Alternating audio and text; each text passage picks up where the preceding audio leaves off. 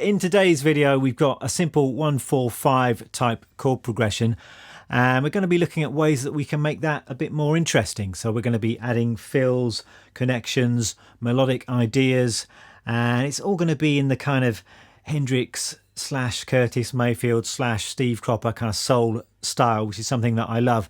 And I realise I've looked at this kind of thing multiple times in the past, but it's such an interesting and deep subject that it's worth returning to it from time to time. So I hope you're going to enjoy this video. My backing track and tab is going to be available over on the Patreon page if you're interested. Let's get started.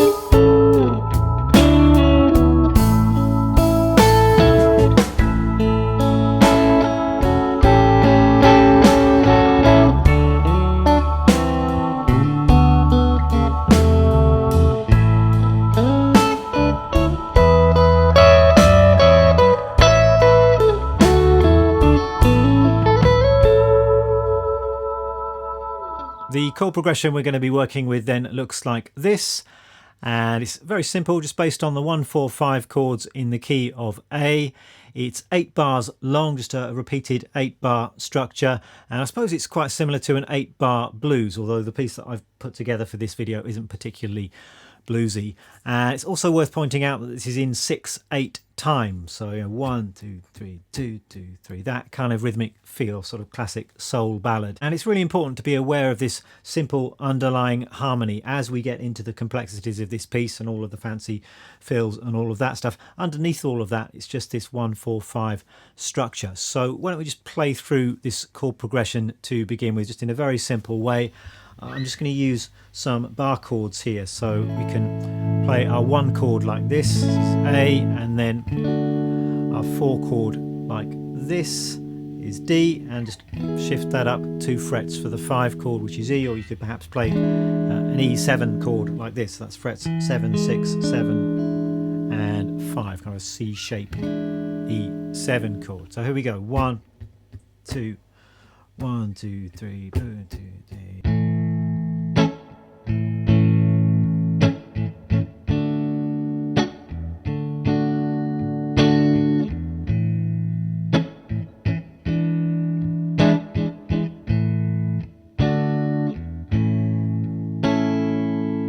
Those are the chords then. Now I want to break down exactly what I played at the start of this video, and I played 4 choruses, so 4 times round the chord progression, and I covered quite a lot of ground. So I hope that during the course of this video you're going to pick up lots of ideas, you're going to expand your fretboard knowledge, understand some theoretical ideas, and of course get lots of nice fills and licks that you can incorporate in your own playing. So let's go. My first 8-bar chorus kicked off like this.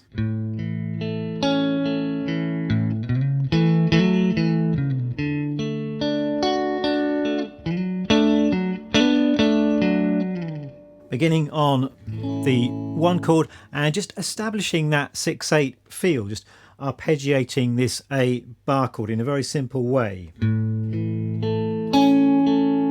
you're just thinking 1 2 3 4 5 6. I'm just starting on the root note, going up to the 3rd string and then back again.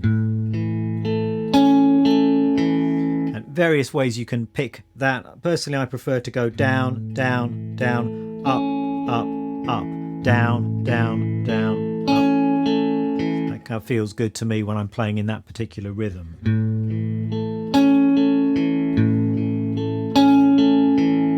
So I've just got a bar's worth of that. And then we've got our first fill. is such a great feel. This is kind of one of my go-to licks if I'm playing in this kind of style on a major chord. And the way I think about it is this: we've got our root note here, and we're then sliding up to the major third, which is at the 9th fret in this instance. And then we've got this little major pentatonic box which we can access and then play little fills out of that shape. So often with fills you're using notes from the key, or perhaps I might be using notes from the major pentatonic scale that relates to the chord we're playing, so the A major pentatonic scale, and you can play it like this. That little scale shape, so the root sliding up to the 3rd, and then you've got this really useful little box of notes, so it's just frets 7 and 9 on the lowest 3 strings, and you can generate so many little ideas out of that shape. So starting on the root note, sliding up to the major 3rd, then a double stop, 7th fret on the 4th and 5th strings, then picking that again but slamming down my 3rd finger, coming back to the 7th fret, and then back to this C sharp note. So 1, 2, 3, 4, 5, 6.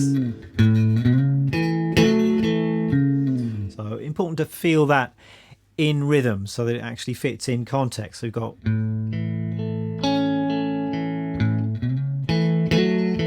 might just like to go around that.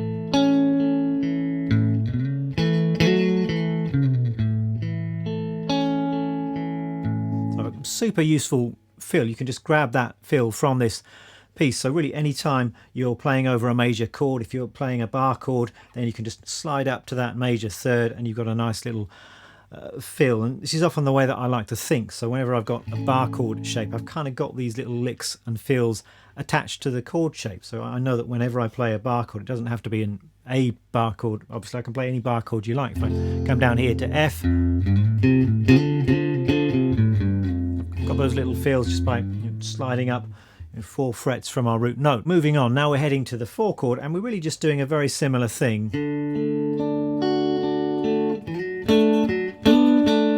Just really that same fill moved across to the next set of strings. The concept is exactly the same. So this is now a D chord, our root note, sliding up to the major 3rd. And you've got that same major pentatonic box. So here you can think D major pentatonic. We're playing over the D major chord. You can use the D major pentatonic as a source of little fills and ideas, but it's exactly the same lick. And just a little subtlety, I think I changed the rhythm of the lick on the D chord, so it was,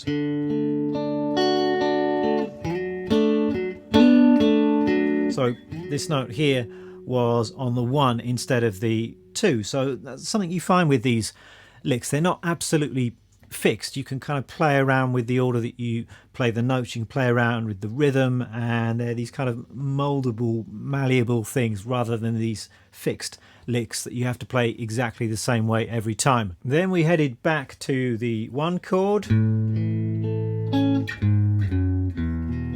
heading to the 5 chord. So I just did a little walk down on the low E string. So then we hit the 5 chord, and this is the fill that I played on the E chord. Another classic kind of soul fill.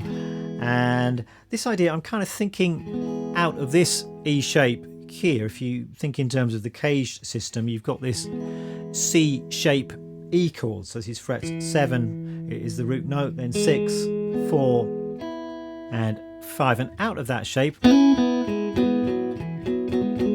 got these little soul fills. I mean, you could also think in terms of the major pentatonic. That's the E major pentatonic in the same position. And really this is all the same kind of thing for me. I don't these days you have such a firm distinction between scales and chords or rhythm and lead playing. It's all kind of the same stuff. So I've got the chord there, I've got triads in there, I've got scales, I've got all of the notes from the key. But this little fill is just, so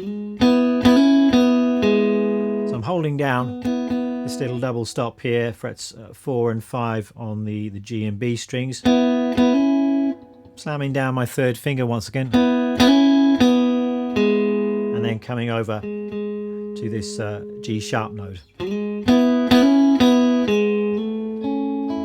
and that's taking us back to the 1 chord, and there's just that little turnaround, so A, D, going to A, and I just played this.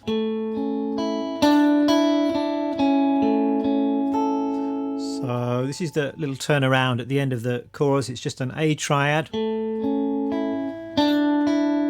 I'm kind of making that into an A sus, although it's played over the D chord. I'm just kind of moving the major third up to the 4 and then back to the major third again. So that's a nice little turnaround. Into the second chorus then, and it starts like this.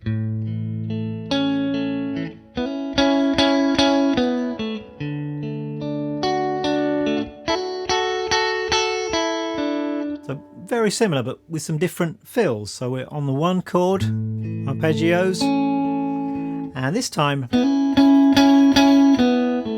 the fill is played a little bit higher. I'm still thinking major pentatonic. This is now A major pentatonic in this position. And the fill. And I think these fills are very similar to fills that I spoke about right at the start of this year in my little technique challenge. There was an exercise based on this kind of idea. So very similar. These licks are kind of go-to licks for me, but this is more how I'd use the licks in a real musical situation rather than an exercise. So and same idea really on the D chord, arpeggiating that D chord. I can see the notes from the D major pentatonic around this chord, and my fill is coming out of the top part of that shape. I've got a double stop here at the 5th fret, hammering down to the 7th fret on the B, and then coming down to this root node.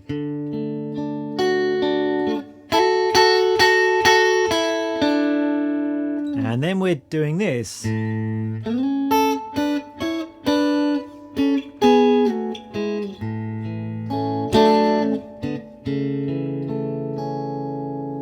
So we're back to the 1 chord, which is A, and then I'm kind of switching gears, playing some double stop 6ths.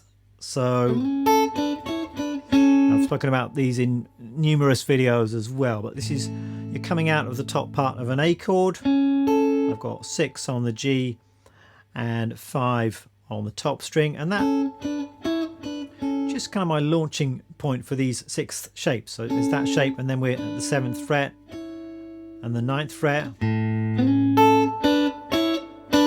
I'm coming down here. This is where the chord is changing to the E, and you can see that both of those notes that I land on are chord tones. They're coming out of that E7 chord. That's the flat 7, and then that is the 5th.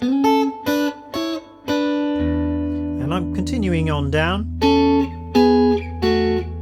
just moving to play some 6 on the next pair of strings over. All notes which fit that E major or E7 sound, and then we're back to the 1 chord. And I've got this kind of move which I use quite a lot. So it's a D, putting down my 3rd finger and 2nd finger, that kind of D triad. And then some more 6ths, this time on the 3rd and 5th strings. And then I've got a kind of landing on an A major triad inversion. So I hope I'm not going too quickly for some of you here. You can slow down the video, pause the video if there's too much going on here. Do check my tab for if you want to sort of get all of the information about fret numbers and all of that stuff. The 3rd chorus begins like this.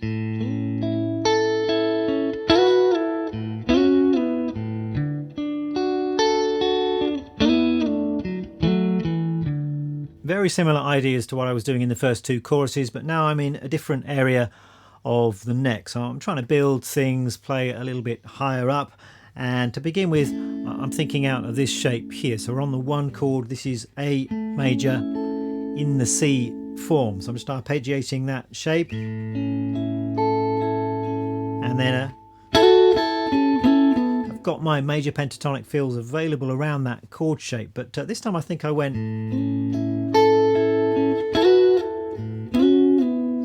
kind of fourths things, a very common soul type thing. You hear Steve Cropper doing this kind of thing a lot. So I've got this pair of notes here, just major pentatonic notes, 9th fret and 10th fret on the G and B strings, sliding that up and down, and then similar idea here at the 9th fret on the G and D strings, sliding that up and down. So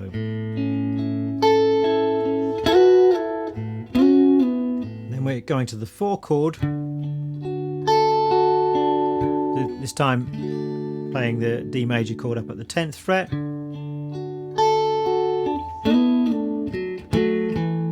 and my fill there is coming out of this pattern of the D major pentatonic scale. So this is kind of the G form, and I've got these, I'm kind of combining this fourths idea with this more Hendrix-y hammer-on idea. So sliding fourths, starting at the 7th fret, up and back again, and then this kind of Hendrix idea over on the D and A strings. So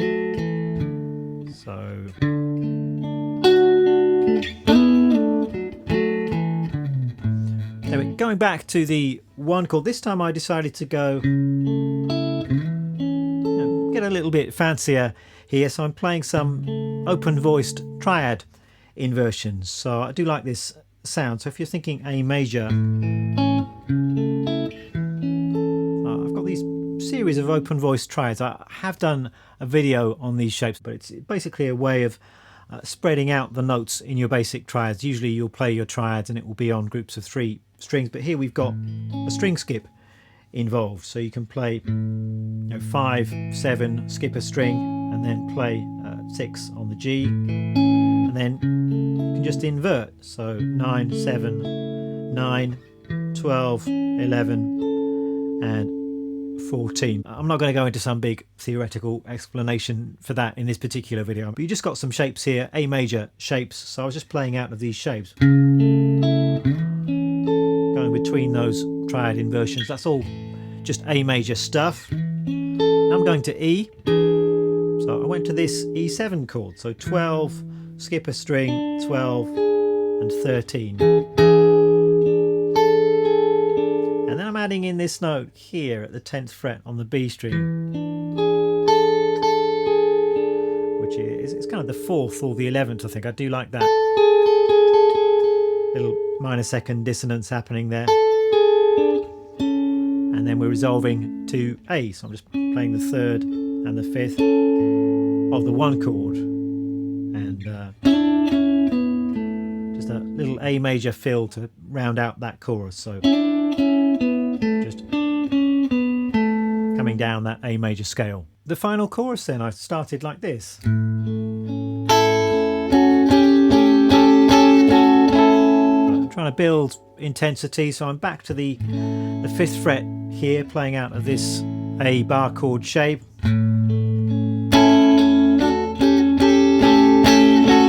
It's a little bit strummy at this point, so I start off by arpeggiating, and I'm just strumming the top strings of this chord and adding in some extra notes. I'm putting down my pinky on the major 6th, the 7th fret on the B, and then going up another fret for that nice A7 voicing.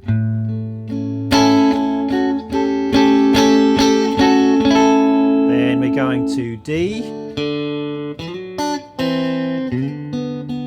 and this is another kind of pet lick of mine. If I'm on a D chord, it's kind of a country flavoured thing, just playing in 6th. It's giving you a D7 kind of sound. It's this Mixolydian 6th thing. I think I've done a video called Mixolydian 6th a while back, but just coming out of a D7 chord, really, you could think about this. So you've got 5, 4, 5 and 3. I'm just playing these 2 notes, F sharp and a D. Let's move that down and then come over to the A and G strings. So a really nice D7 fill.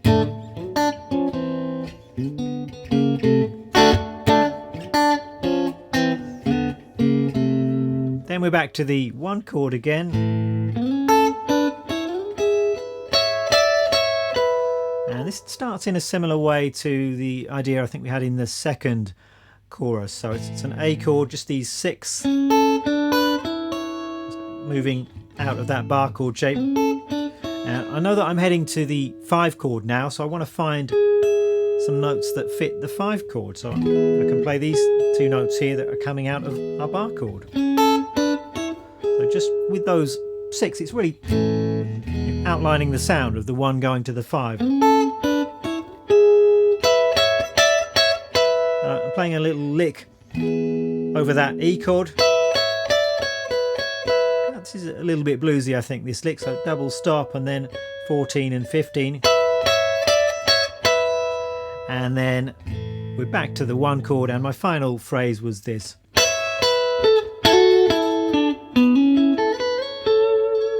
And all major pentatonic stuff to begin with, I'm coming out of this chord shape. And then I'm coming down here. And then final lick. Just like that. So 9 to 11 on the D, 9 on the G, and then over onto the B string, just climbing up and landing on the root node.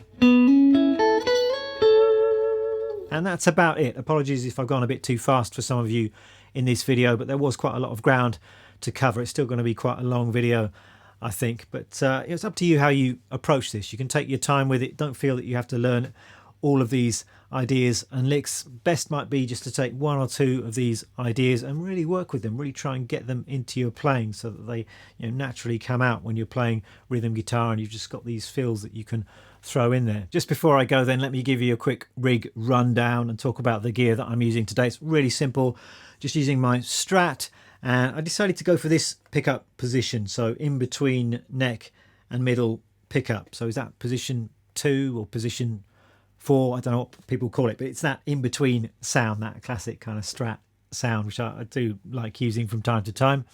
And it's quite a clean sound. I'm just going into my Princeton.